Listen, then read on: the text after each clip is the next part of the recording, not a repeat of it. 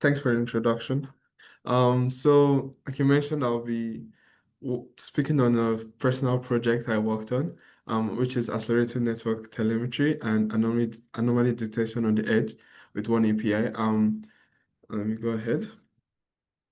So, like Sri mentioned, I have a background with working with network infrastructure, and I've on the side, I was looking at ways we can speed up traditional network analysis, because how most of it happens is when the routers and the switches on the edge of like our data centers, when it sends data to like a centralized server, and the centralized server processes the data, then we're able to make decisions of that data.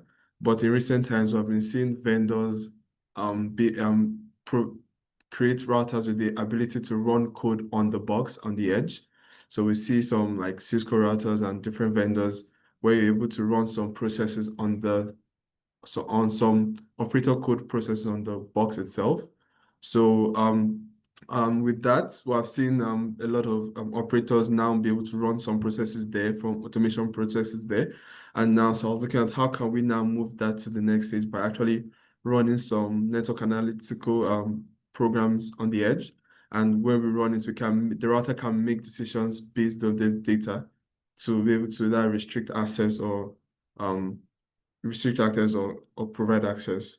But the issue is that although those routers now have the ability to run code, but it's still limited, and it's still limited to a good degree. And so I was looking at how we can better use that provision. And so I came across one API which was perfect. So one API is a suite of API codes that help us to help our tooling with more efficient code, like we all know. And the suite I'm talking about is the data analytics library, which is a key component of one API. And the key thing with oneDAL is that the code is very much efficient than regular code that one writes himself. And it allows us to also spread the offload computations to like different accelerators in the system. I did a study where I took packets. I had the code to analyze the packets from network devices, and I both analyzed it using a plain old Python script that uses the regular libraries. Then I also had a different script which made use of oneDAL's libraries that are more efficient. So I was able to get a data set, like a sample network capture that contains telemetry data. Um, So in this test, I made use of the major analysis we're using is covariance, which just shows us the relationship between two variables. And in this case, I was looking at the packet length and the time in between the packets came in. So with that data, we can see if there's an anomaly in the network. So if a large network packets take longer to get to its destination, or if that is happening, we're able to now see that and fix the issue. So that was the goal for this project. So like I mentioned, we used the sample data, and we ran we used the covariance matrix on both of them, and we saw it. I already spoke here.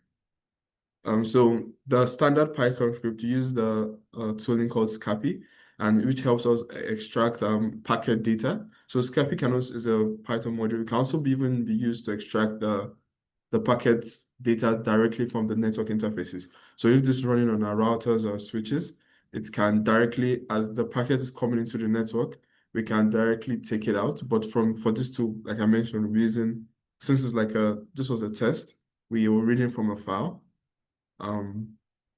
Then we made use of the regular Python NumPy script, and this is the major bit of the code. So we did the basic we extracted our data from the file. We looked through it. We extracted the time for the packets. Then we use NumPy, and we put in NumPy array, which is able to now convert to solve the covariance, find the covariance matrix. And so we run a Python script. And for this practice, although this was the solution that was run, so we could see a pattern with the packet, and this was like just about 8 or 9 packets we used for this test. But we're just trying to show if there's a performance improvement in using the oneAPI tooling. So we actually we calculated the time it took for this to run, which was 0.01 seconds. And for context, in actual like data centers, like in the likes of Google, Amazon, and the rest, it will be like millions of data packets. So the difference here might be small, but in context, by the time it scales up, it would be beneficial. So then with oneDAL, we made use of the library DAL for PY, because oneDAL has different provisions for the different programming languages.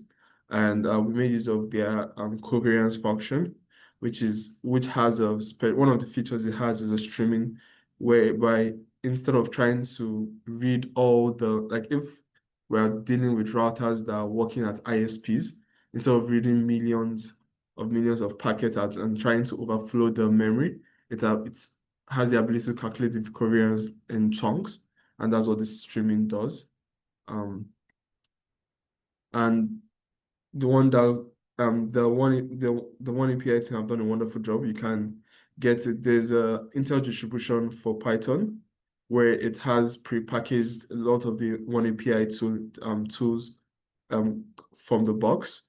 Then either you have that, if you use the Conda instance, you can install it from there. And very recently, there've been the pip installation process directly from the regular Python packager. So we can get this in multiple ways.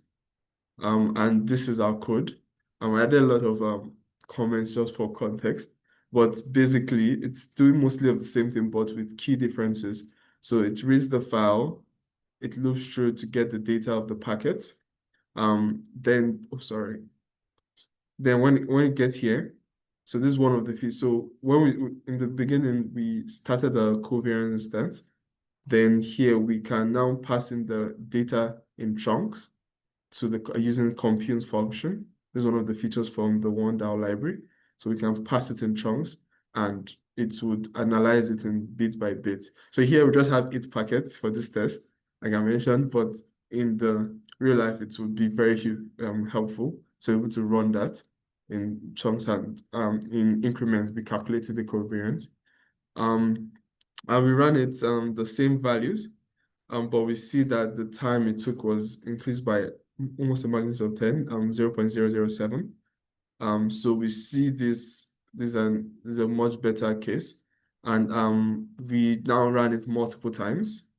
We tried to see that if it's just a one-off or it's actually consistent.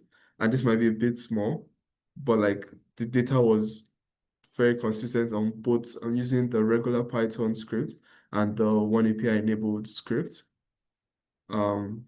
So and this is we then analyze the data showing that the blue bar is with the oneAPI. We see that it's more consistent and is the time it took to run this process was lower compared to the using the regular Python library. And we can see like a lot of fluctuation, and the average is much higher than for the oneAPI enabled library. So we got a 2.71 times faster for this case. Now I can imagine if we have thousands and thousands of routers running much more complicated scripts, using much more advanced tooling system that even oneDAL would provide, that time reference would be like 2 times. If for instance it takes 5 hours to run like a very complex script, which is kind of exaggeration. You can see that without oneDAL, it might take 10 hours. So the more the scale really shows the fruit of this kind of performance. Yes, and like I mentioned, one that does multiple things in the background. It uses parallelism, vectorization, very efficient with memory, like I mentioned, for this my specific use case. So oneDAL does a lot. Then so the conclusion is that this API tool should be one that more network operators, network engineers, network designers should put in their toolkits because it's very useful. One, you could use your regular Python script, and it doesn't have to be like a vendor specific code. And in recent years, the likes of Cisco, Juniper, they've been producing their route. In the past, you could only run Cisco code or vendor code on their boxes, but in recent times they've been provisioning to be able to run Linux instances on their boxes. So this is perfect. So if you, in the Linux instance, we run this on the edge, like I mentioned, we can just do that analysis on the edge and be much faster. Then there are more resources. I just mentioned one or two. There are much more resources that will be available for use. Thank you. So the code for the script is in the GitHub link. I put here, and you can find me. I do blogging in my spare time too in Networks by Muna. Thank you. I tried to make that fast.